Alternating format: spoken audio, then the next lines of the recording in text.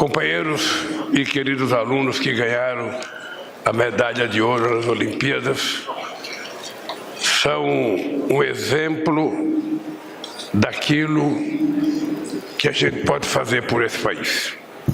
Eu vou repetir até cansar que o Brasil será do tamanho que a gente quiser e a vida do nosso povo terá a qualidade que a gente quiser. Muitas vezes, numa discussão como essa, quando você senta para discutir o orçamento do governo é como se fosse o salário que uma família recebe. Não sei como é na casa de vocês, mas na minha casa, minha mãe, que era analfabeta, os 8 filhos chegavam com olerite de pagamento. Naquele tempo a gente não falava olerite, era envelope de pagamento, uma envelope amarela pequenininha, que vinha com os trocadinhos que a gente ganhava dentro. A gente colocava na mesa, a minha mãe abria tudo aquilo e colocava tudo num pacote só. Ela não sabia ler, não sabia fazer um ó com um copo, mas conhecia dinheiro. Então ela pegava aquele dinheiro para repartir entre as necessidades da família. O orçamento de uma prefeitura é isso. O orçamento do Estado é isso. O orçamento do governo federal é isso. Você tem um montante de dinheiro que você recolhe e você então tem que fazer a somatória de tudo isso e distribuir em função das suas prioridades, das coisas que são necessárias fazer no país.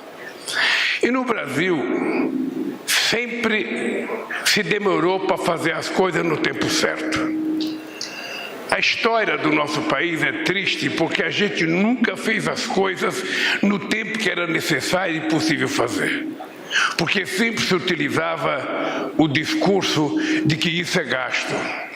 Isso não pode fazer. Gasta muito. A gente nunca se perguntou o quanto custou a gente não fazer. Nunca. Nós nunca paramos para perguntar quanto custou não alfabetizar esse país no começo do século passado. Só lembrar que até 1920 a Argentina já tinha feito a sua primeira reforma universitária e a gente não tinha sequer a nossa primeira universidade. Então o Brasil tudo é sempre muito atrasado. O voto da mulher demorou muito, a libertação dos escravos demorou muito, a independência demorou muito, a igualdade salarial entre mulher e homem só foi feita aqui agora, faz 20 dias atrás, porque o Congresso Nacional aprovou. Então tudo é atrasado. E a escola de tempo integral, ela chega atrasada. Porque, quem sabe, a gente pudesse ter feito há 20 anos atrás, há 15 anos atrás, há 30 anos atrás, mas não foi feito. Certamente porque alguém dizia que custava muito. E assim a gente vai levando a vida, e quem vai ficando sempre para escanteio é o povo mais humilde. É o povo mais necessidade. É ele que sobra. Sempre será ele que sobra enquanto a gente fizer as coisas habitualmente como se fazia nesse país. Nós precisamos mudar o jeito de fazer as coisas para que a gente faça um pouco diferente, porque senão as pessoas humildes serão sempre as últimas. Elas são os primeiros a sofrer os atos de responsabilidade daquele que o governo não faz. Ela que sofre primeiro a enchente, porque mora nos piores lugares da cidade, porque mora perto de rio, porque mora perto de morro, quando cai um barranco é ela que morre. Ela que hoje não anda de ônibus porque não tem dinheiro para pagar um ônibus. Então tudo que é de ruim sobra para a parte mais pobre da população brasileira. Por isso que é preciso mudar. Eu comecei falando isso porque a educação, ela precisa ser enxergada por todos os prefeitos, por todos os governadores, por todos nós, como o mais importante investimento que pode ser feito numa cidade, no estado ou no país.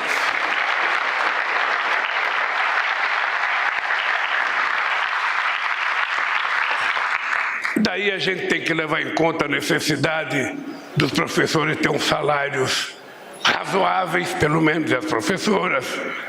Daí a gente tem que levar em conta a mudança do feitio das escolas brasileiras, porque as escolas brasileiras em muitas cidades é quase como se fosse uma caixa, sabe, em que o aluno entra lá dentro e fica preso. Não é uma escola prevista para ser uma coisa prazerosa. Por que as crianças não gostam muito de ir para a escola em muitos lugares? Porque a escola não é uma coisa atrativa. Às vezes os professores e as professoras também não são atrativos na questão de dar aula. O espaço não é atrativo. Então as crianças ficam desestimuladas.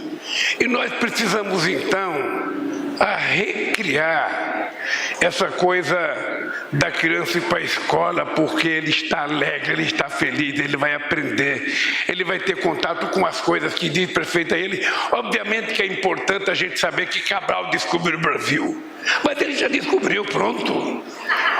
Agora a questão do clima tem que ser discutido na escola, porque senão as crianças não ajudam a educar os pais dentro de casa.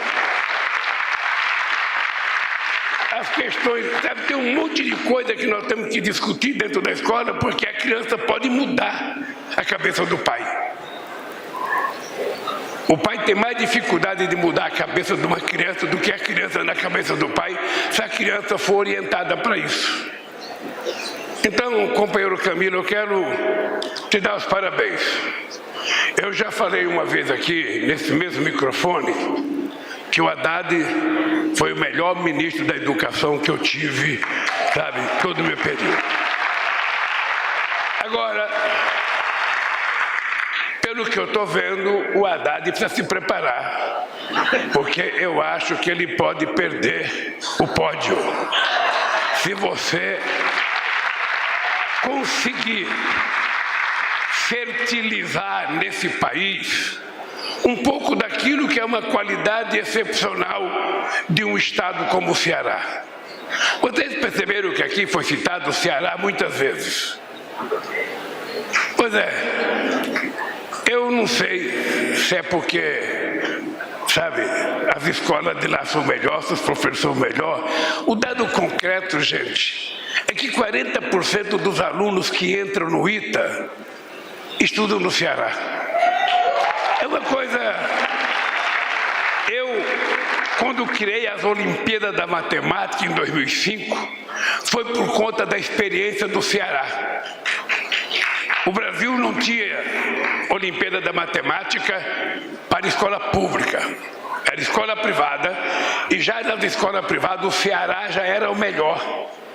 O Ceará tinha mais medalha, e também meu companheiro Wellington, o Piauí também era bom. Eu ficava perguntando por que 2 estados do Nordeste, que não são ricos, têm qualidade de escola melhor do que outros estados que têm dinheiro.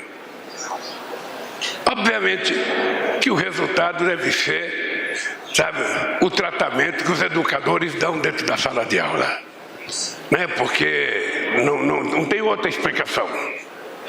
E agora nós vamos fazer algumas coisas que eu acho importante. Essa meninada que ganhou medalha de ouro, alguns podem ter recurso, podem estudar lá fora, e aqueles que não têm recurso vão fazer o quê? Então nós estamos pensando, junto com o Camilo, criar uma escola especial de matemática para acolher os nossos gênios. Ou seja, as pessoas que são gênios vão sair das Olimpíadas e vão ter um lugar para estudar. Eu aprendi naquela comemoração do Santos Dumont, eu acho que o povo não tem noção do quanto de gênio tinha o Santos Dumont. E aqui no Brasil a gente não está habituado, não sei se é uma cultura nossa, mas a gente não está habituado a criar ídolos, símbolos, pessoas que deram importância. Na verdade, a gente só aprendeu com Ayrton Senna depois que ele morreu e com o Pelé, mas a gente não tem símbolos. E a história do Santos Dumont é uma história que merece orgulho. O cara descobriu o avião, ele que inventou o avião, o único que conseguiu fazer uma coisa mais pesada que o ar subir, e os americanos criaram a ideia que foram eles que inventaram o avião. E eu acho que nós poderemos ter milhares de gênios espalhados nesse país, que se a gente acolher, a gente vai fazer uma revolução ainda nessa primeira metade do século XXI. A gente não pode esperar para a segunda metade. Então, Camilo, a minha assessoria preparou um discurso aqui. E eu queria agora ler o meu discurso aqui, porque eu falei coisa que não estava aqui no script. Entre tantos males que esses 6 anos de desgoverno legaram ao país, um deles em especial me encheu de indignação e tristeza.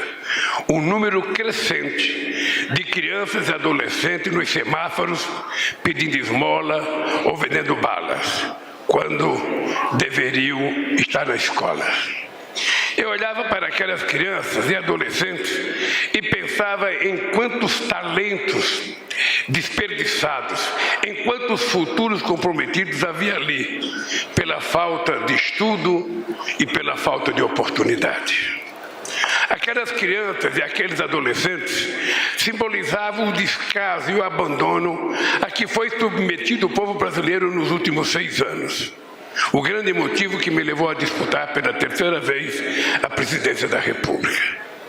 Era preciso combinar novamente crescimento econômico com inclusão social, voltar a gerar empregos e oportunidades, acabar de novo com a fome, trazer de volta as políticas públicas que tiraram 36 milhões de pessoas da extrema pobreza e fazer outra vez da educação uma das principais prioridades desse país.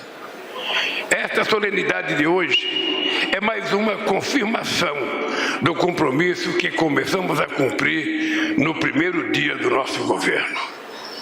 É com a universalização do acesso à educação pública e no aprimoramento da qualidade do ensino que erguemos as bases de uma sociedade mais consciente, mais justa e menos desigual. E é com a educação em tempo integral que avançamos ainda mais em direção ao país que precisamos construir. A escola pública de qualidade é o ponto de partida para que os filhos e filhas das famílias mais carentes tenham as mesmas oportunidades que as crianças e os adolescentes das famílias mais ricas.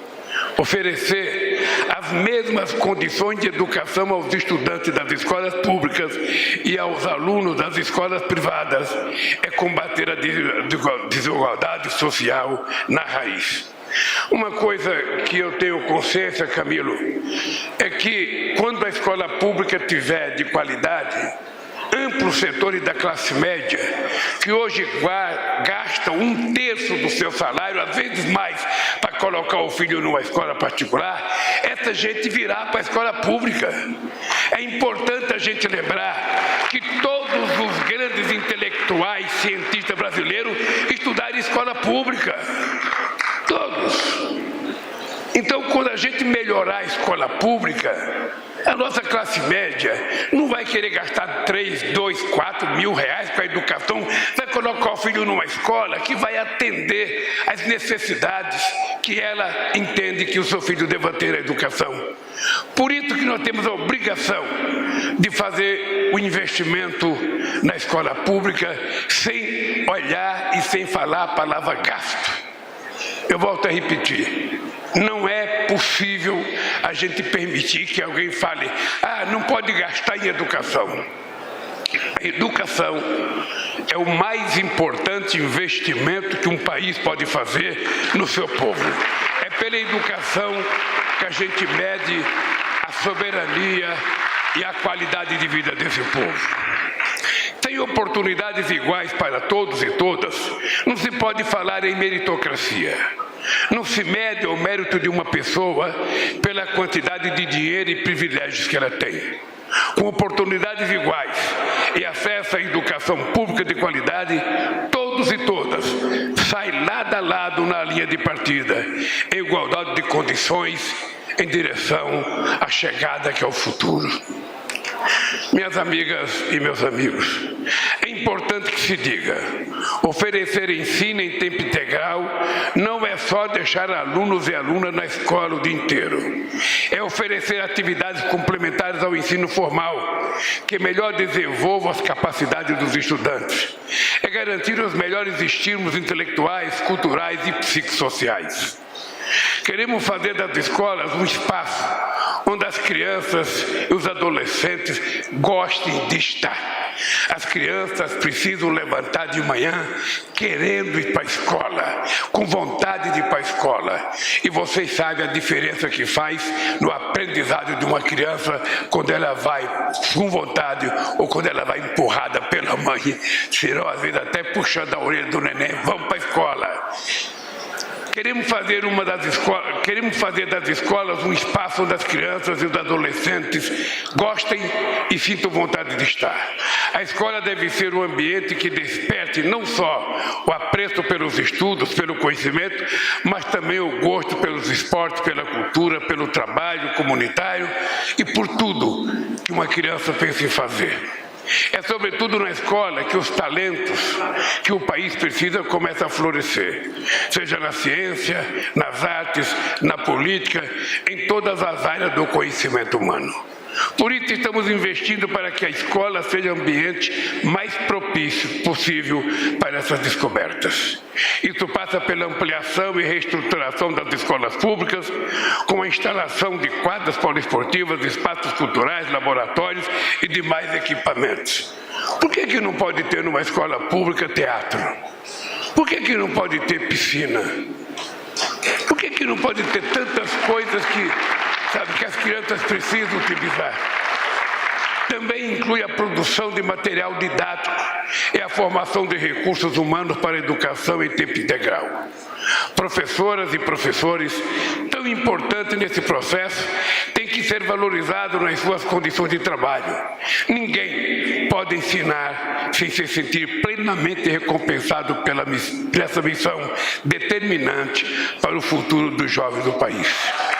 Queridos amigos e amigas, Anísio Teixeira, um dos maiores educadores brasileiros e um dos criadores da escola pública, escreveu certa vez, abre aspas, só existirá democracia no Brasil no dia em que se montar no país a máquina que prepara as democracias. Essa máquina é a nossa querida escola pública, fecha aspas.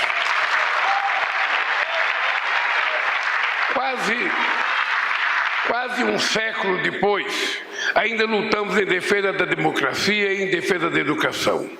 A democracia sofreu um grave ataque no dia 8 de janeiro e a educação esteve sob ataque permanente nos últimos 6 anos.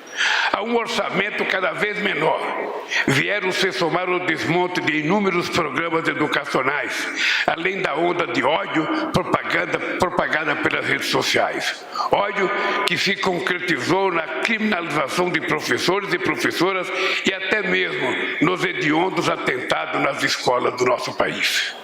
Desde a nossa posse, trabalhamos duramente para reverter esse quadro. Em janeiro, concedemos reajuste de 14,95% ao piso salarial nacional dos professores e professoras da educação básica e da rede pública. Em fevereiro, reajustamos em até 40% os valores das bolsas de mestrado, doutorado e pós-doutorado, permanência na universidade para alunos em situação de vulnerabilidade e formação de professores do ensino básico que estavam congelados simplesmente há 10 anos. Em março, aumentamos em mais de 37% o valor do repasse a estados e municípios para custear a alimentação escolar, que estava parado há 6 anos. Em abril, anunciamos o repasse de 2 bilhões e 400 milhões de reais para recompor o orçamento de universidades e institutos federais, alvos preferenciais dos ataques do governo anterior à educação. Também em abril, nos reunimos com ministros, governadores e representantes do Judiciário para anunciar a liberação de mais de 3 bilhões de reais para a estratégia de combate à violência contra a criança nas escolas públicas. Em maio, iniciamos a retomada de 3.500 obras escolares que estavam paralisadas ou inacabadas desde o golpe contra a presidenta Dilma Rousseff. E não descansaremos enquanto não consolidarmos definitivamente a educação como investimento no futuro do Brasil e do povo brasileiro. Queridas amigos e queridos amigos, estimular estados e municípios a investirem no ensino em tempo integral é a reafirmação do nosso compromisso de oferecer uma educação de qualidade para todos e todas. Governo federal, governos estaduais e governos municipais, organizações da sociedade civil, parlamentares, trabalhadoras e trabalhadores, empresárias e empresários, professores e professoras, estudantes, todos e todas têm um papel extraordinário a desempenhar nesse momento decisivo para a nação brasileira. A educação é o espelho do desenvolvimento de um país. Queremos olhar nesse espelho e ver refletida uma sociedade que caminha para a construção de um país mais desenvolvido e mais solidário, com uma educação pública de qualidade e livre de todas as formas de desigualdade. Muito obrigado.